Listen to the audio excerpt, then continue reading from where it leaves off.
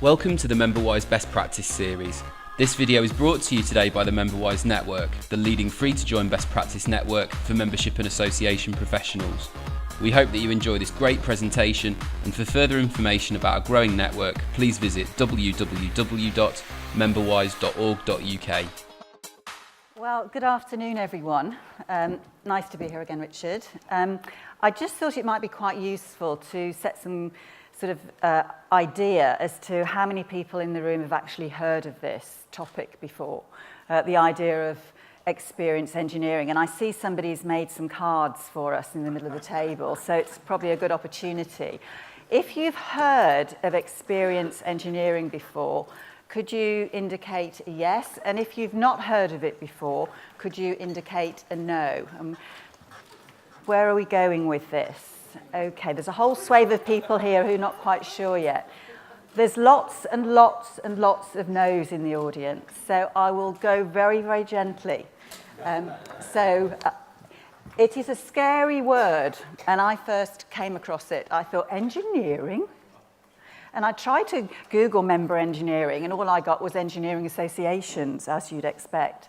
But it is a term which is very well understood in the commercial sector. But how I talk about it is actually managing the membership experience. And I think I can cope with that, and I think people don't feel frightened by calling it managing the membership experience. But that's what I'm going to introduce to you.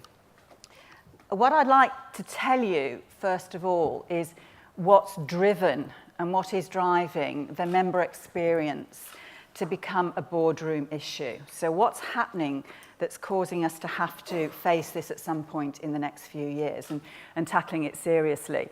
Then I was going to just share with you my definition of what member experience engineering is, or managing the membership experience. So there's really a couple of core things in that definition that it might be useful to really try and lodge in your consciousness. Then I thought I'd share with you an organisation who's actually been very much a leader in this, very much pioneering, and they're not in the UK. It's an organisation called Indy Hall that's based in America. And I'll tell you why they have come to pioneer the membership experience. And then I'm going to end the session by just walking you gently through a tool and a process which is used. It's a very popular way of trying to understand the membership experience that's very well tried and tested, and again used in the commercial sector. So I will actually be dipping in and out of our community into the commercial sector in order to try and set the scene. But I've very much, my colleague and I have very much tried to actually bring this into the membership space in a very, very palatable and easy to understand and digest way. That's a little bit about me. I won't say too much. I do training programs, benchmarking studies, and the book will be out soon. I promise it'll be out soon. There's a background to all of this. Okay. Things have been changing. In the last 100 or so years, if you look at what's driven economies, we've moved from being primarily a society 100, 200 years ago that produced commodities into producing manufactured and branded goods, and then we moved into a service-based driven economy. But now we've reached a tipping point where we've actually tipped into an economy which is very much driven by a completely different power ratio. And the power ratio that's tipped is now the customer. You will have more information often when you go to buy something than the person that's trying to sell it you has, because you've used technology to put into your hands lots of reviews, information about what you're about to buy. So we've moved into the era where the customer has all that says power. I'm not quite sure what's happening with the formatting at the back, but you know this, you have it in your hand. So we've got to realize we've actually just moved over a tipping point. And a big differentiator out there from people that have understood this for the last 20 years has been the experience that they can give to the customer. It has become a core differentiator. And in fact, I've seen the customer experience become the new value proposition. Companies like Avis thought, What they were trying to do was have the cleanest cars out there, and that's what their customers wanted, but it wasn't. It wanted a stress-free experience, because normally you're dropping off a car at an airport where you don't know the layout, you're trying to catch a flight. So they have changed, they have understood through working with the experience that actually what their customers valued wasn't what they thought it was. And if you go into very senior meetings in lots of very well-known organizations, you will find they have customer experience managers and directors, and this is what they are talking about strategically. When I go into an Apple store, I go to play with their computers and devices. I'm not being sold anything. It's almost the last thing on their mind, the little, that happens at the end of it all. If I, buy from Amazon now, they've made the experience effortless. I can just one click, I can get everything I need in one click. I can order something. Walt Disney's have been masters at thinking about the customer experience. They've been staging experiences every time you go to visit Disneyland. Every clue and cue you see has all been orchestrated. Starbucks, you see, they were in the business originally. If anybody's been to Seattle, you'll see that they used to be a commodity provider. They used to provide the coffee beans. And then they actually decided to grind the beans and actually put them in branded packets of coffee to sell. And then they realized, no, the thing to do, we can make more margin and more money if we sell this as a service. So they actually sold coffee as a service. But now, have you noticed how coffee houses out there on the high street, it's about going in and having an experience. They orchestrate our senses, the smells, the sights, the sounds. And we go into there to have a relaxing experience. So it's quite interesting, and Bill Gates also was a master at understanding. In fact, a lot of IT companies understand the experience because they've understood the user interface, what happens, what people do when you put them in front of a screen. They've been very interested to see how people interact with all the touch points that are on the menus. So they've clearly understood, and the reason, because there's no point in actually just understanding it intellectually. The reason that it's driven over the last 20 years and these organizations have reinvented themselves is because of the correlation between customers that are saying they have a great experience and them being more likely to recommend to other people. And that for us is recruitment. They're more likely to buy again, and for us that is retention. And the less likely they'll switch to a competitor. And this is fresh research which has been actually repeated year on year by Forrester, who are a very well respected research organization. And Deloitte too says that organizations that are focused on their customers, and for us to be focused on our members, are much more profitable. And we saw this in the 7 measures of success. The number one thing we need to do is be focused on members. So what this means now is that members are arriving into membership with a different set of expectations. I want to put one click and I want things to be done. They're evaluating their experience of membership in light of the experiences now that other organizations are giving them, so that they've raised the bar for us. The situation has changed. We've come into what is known as the age of the customer. They have the power. The members have the power. And if I was looking at in fact, it's even got its own shorthand. I didn't say that, but small c and a big X actually stands for the customer experience. That's what that means. But it's how people perceive their interactions with you, how it makes them feel, how it makes us feel when we interact with you. What's the expression on the face? How are people feeling about that touch point interaction that they've had? And customer experience engineering is simply about us creating the right environment, the right situation to facilitate a consistent and intentional experience that has value for the member or the customer. It's about intentionally getting to grips with this experience and making sure it's consistent and it is valued by the member. So that's what's happening. The world has changed. And if we, in any way, shape or form, make members jump through hoops where they feel they've been asked to put too much effort or too much energy or time into any transaction that we have there for them to complete, that will lead to disloyalty. And disloyalty is what we want to watch. We've sort of taken our eye off the ball. We think it's all about loyalty.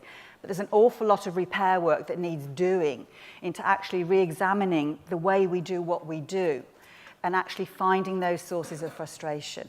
We're initially in repair mode when we look at experience engineering. And there's a great book that's been written called The Effortless Experience, which is really what we're trying to think about here. How do we make it the least effort we possibly can for the member? How do we make sure that they know we respect their time and their effort? Does anybody know anybody that's got enough time? We don't, do we? None of us have enough time. So if you ask me to do things and you take away my most precious resource, my time, I'm going to get frustrated. And what do I do when you frustrate me? What do I do? Talk to other people. And in fact, you find that people that have a bad experience will actually tell a lorry load more people about that than people that have a good experience. It isn't about wowing the member. Unfortunately, some customer service managers think it's still about what it is not. It's the wrong place to look. This is where we should be looking.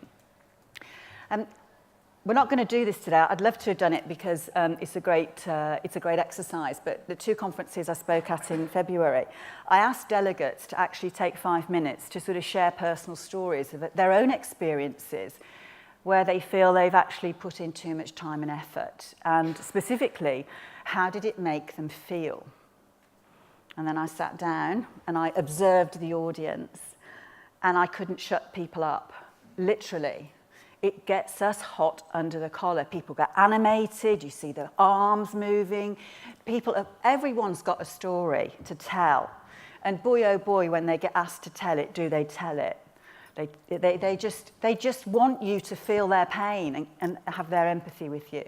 And when was the last time maybe you had an interaction where you phoned up to get something changed or whatever, maybe with a utility company, or you had a problem with your internet service and you felt like, oh, this is just ridiculous, and then you go tell people, and people will have empathy, and then they'll think about that in terms of what they should be doing.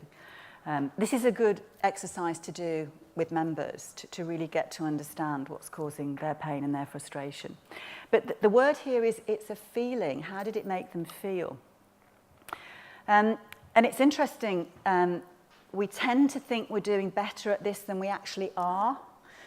When you've said to companies, are you focused on the customer or the member? We think we're not bad.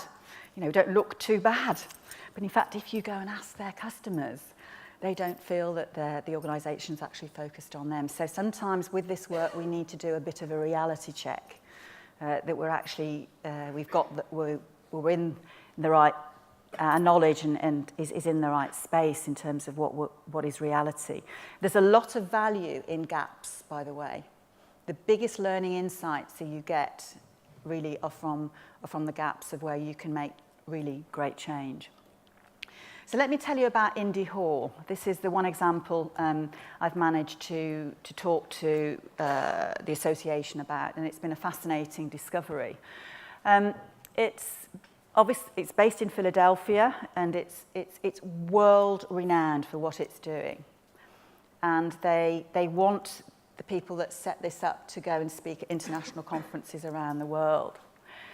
And it's simply a building which is occupied by freelancers, but they become a member of Indy Hall, and then they pick their membership package depending on how much of that space and how they want to occupy during the week, how much time they're going to spend there.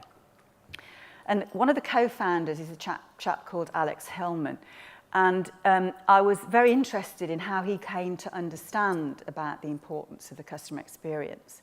And it's very relevant to us in terms of what we're trying to do in membership, because we are trying usually to bring people together. We are in the association industry, and our logo says something about who they're associated with, and it's about trying to get members to interact with each other, to feel like a sense of belonging. He understood this at a deep intellectual level because he grew up in the part of America where he was very isolated as a child, and he felt the pain of the isolation. So this is us feeling the pain of people who joined, but they don't feel like they belong because they've not made any connections, being an outsider. A bit later on, he read a book which intellectually talked about how the web came together. And it was a book called Small Pieces Loosely Joined. And that is like small fragments of people all around the world which were loosely joined up. And it got him thinking about what brings people together. You know, why did the web take off as it did? How did it build these strong networks of individuals who were loosely joined because they weren't joined geographically? And the other thing I noticed about his experience, he'd actually been in the IT industry. He'd actually been involved in software development. And they have their own little acronym. They call it the user experience. And if anybody's been involved in software development, you'll know how important this is in terms of getting a feel for how people are using those screens. And often if you talk to your IT providers about this, they will understand this because it's an area that they've got some experience in. And what he did is he purposely designed the new member experience so it feels like something that they can actually break into. I can join this and I can actually really get involved and engage it. And he purposefully designs things. So this is how he can bring a community together. And I want to highlight two things that they're doing because I think this is fascinating. And I think the new member experience is where we need to start our own journeys in this. Specifically because of the importance of engagement, and I know that's very much the theme this year. They design a new member experience that they start with the new member, but the new member has to finish it off. They have to engage in their own new member experience. They have to finish it off. They let their members co-create their own experience of getting into membership. Things are intentionally left incomplete so they can finish it off. And it invites members to be part of completing it. What this does, it gets members past the point of becoming what we call like a passive attendance at something and actually getting actively engaged in participation. And this is what leads to engagement, is to get them to actively participate in something.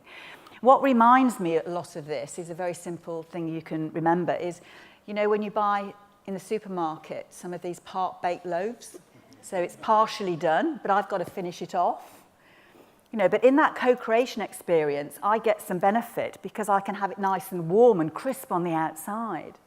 So I actually get some benefit from it myself. So we have to think about how can we co-create those experiences? So we're not just pumping stuff out to members and hoping that we have to actually invite them to finish it off in order to get some significant value out of it. And the other thing that Alex did was he actually intellectually understood how you get people to break into an established community. It can be quite hard to walk into a room full of people that you don't know, particularly if it's a big room. So how do you achieve that? And particularly because people from Philadelphia have a reputation of being quite insular and quite, difficult to break into, got a bit of a shell around them. And so what they did, they sat down and they designed experiences that they could that would connect them to a smaller group, not the whole group, but a small group of the people in the network that they could have some affinity with. And they could somehow get to know a smaller group first.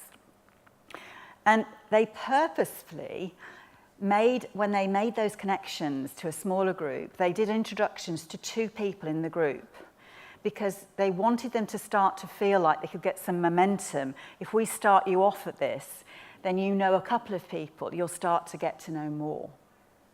And then what they do is, with those groups, they design what they call socializing experiences that establish trust and a sense of belonging. I love that sense of belonging. I think that's the holy grail of metrics that we should be looking to develop in the sector. And things like show and tell, where you say, look, let's share our experiences. We're all in the same boat together, we're all in the same industry. I'll tell you what I've done and what I've learned, and then your... Sorry, your...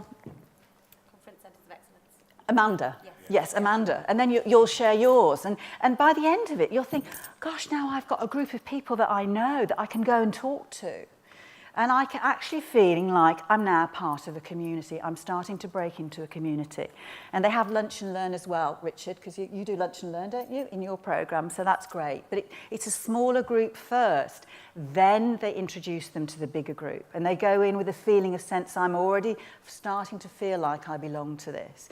And this is the purposeful and intentional aspect of it. And they know big groups will break up, so they embrace fragmentation, but they actually try to deliberately prevent cliques from breaking away and isolating by making sure that cliques actually have some way of connecting back to the bigger group. So this is really deep thinking. And I know a lot of the time we're very busy doing what we're doing in the sector. You know, you've got busy day jobs, but if we can stop sometimes and just think about how do we make this work? And I was speaking to somebody this morning about this, and she says, yes, I can see it now, because that's what's happening with that group over there. Who brilliant. Because they've got some common element of bonding between them. That's why that group works. And we're struggling with other groups. And I have to report that my colleague in the States found the first ever, we think, member experience manager in an association. So, and it's quite interesting when you read their strategy document, which I was looking at on the web. One of their 5 strategies, number 2, is to promote the membership as an experience, to promote the membership experience, what we can deliver. And a fact, they said in this, is membership is an experience. That's what we're selling at the end point of value. If you look at the membership value continuum, from producing tangible things that we give people right to the other end is a real sense of belonging. And we achieve that really through developing relationships through experiences. So, okay, so how do we get to grips with this? Well, we have to start thinking about looking outside our organisation. A lot of the things that we do are very driven from, or perspective of being very what we call organisational centric. We're very focused on thinking about how things appear to us, but we have to step outside our organisation and look from the outside in and actually see and feel what the members experience. It's a bit like this, you know, there we are in the middle, haven't got a little red pointer, but, you know, we're in the middle and we're pumping a lot of stuff out, and, you know, members sometimes interact with us. We have to move from that to actually go outside somehow, maybe ourselves or, well, definitely with the input of members, and actually get a sense of what it feels like to look inside our organisation. And I think it's interesting when I see and do talk to associations, and in my own experience as well of working in the sector, of I'm sort of starting to get a sense of this happening through language, the language that we use. If an association gets itself set up, and then it's usually once it's set up and established, it's talking about recruiting members, that language of we recruit members, we retain members. It's our terminology that we're using. It's a very organisational centric language. But we're moving into engagement, and, you know, members might start talking to you about, you know, their engagement. But actually, we're at the dawn for us, I think, of them. They will talk about experiences. It's actually stepping into their world and talking about their languages. And for me, I don't think we will succeed properly at authentic engagement if we haven't thought about the experience. I don't want to engage with people who I'm not having a good experience with. It'll be forced engagement. So really, we can almost leapfrog this if we think about the experience first, because I have a hunch it will sort out a lot of the issues around engagement. Because if I'm having a reasonable good experience, then yes, I will want to engage with you. But how do you feel about trying to engage with an organisation where you're not having a rewarding and valuable experience, where you don't feel, it's a feeling, that this is something that makes me feel good about myself, I'm enjoying it. So the tool that you may have come across before, the entry tool that will help you step outside and see things, is something called journey mapping. Mark Levin, who is an American that I've been working with, we've come up with this grid-like concept that can help you fast track and start putting some journey maps together, which is where we ask you to think about the context of what we call the journeys in different phases, and what happens at each stage. And The journeys that we've been mapping, and when we've spoken to focus groups of associations, they've identified how they could use this. The journey into membership, you see, this is member language. It's a member-centric language. We try and recruit them, but they have a journey into membership. What does that look like? Definitely the first year of membership, because this is where this is so critical. We think we've got them into membership, but we haven't. You know, you are still on trial often. And, you know, they will make a decision at the end of the year. This one keeps on coming up. This terrible journey we have converting students into full members. I heard it this morning from the first presentation. You know, a really poor conversion rate, that's our language, from a student to a full member. What does that feel like? What's that experience? What are we missing out on? And then the journey into volunteer leadership, that's critical succession planning for active volunteers. We can do journey mapping around events and reinstatement. So there's lots of journeys we can map when we start the process off. We simply identify the journey, think about the phases of it, sequence all the touch points, get a sense of how members feel, and start off by repairing where experiences fall short. So it's that simple. And as you get into member experience engineering, you will start to think about purposeful design of what we're asking members to do. You'll be offering more guided experiences. You'll be positioning clues and cues to make people feel reassured that they're doing the right things. You'll be considering your choice of language, because language can often raise emotions, what they hear from you. We need to stop telling them what we can't do and start telling them, for example, what we can do. And we will be practicing something called next issue avoidance, and we'll start to think about how can we engage as many senses as we possibly can. And Virgin membership are already doing this in their flagship gyms. They're thinking about how many senses can we engage. So that's a bit of a whistle-stop introduction to this whole area. So this is really about us taking more responsibility and control of thinking about the membership experience, that we are much more consistent. And again, that came up in the presentation. I think it was Simon before lunch was talking about the end point of all the branding work was to deliver a consistent experience. And that's what we shouldn't leave it to chance. We shouldn't leave it for people to work out what it needs to be. And in fact, we talk about the missing statement is your member experience statement. What is your membership experience statement? We don't have one. So people just do the best they can.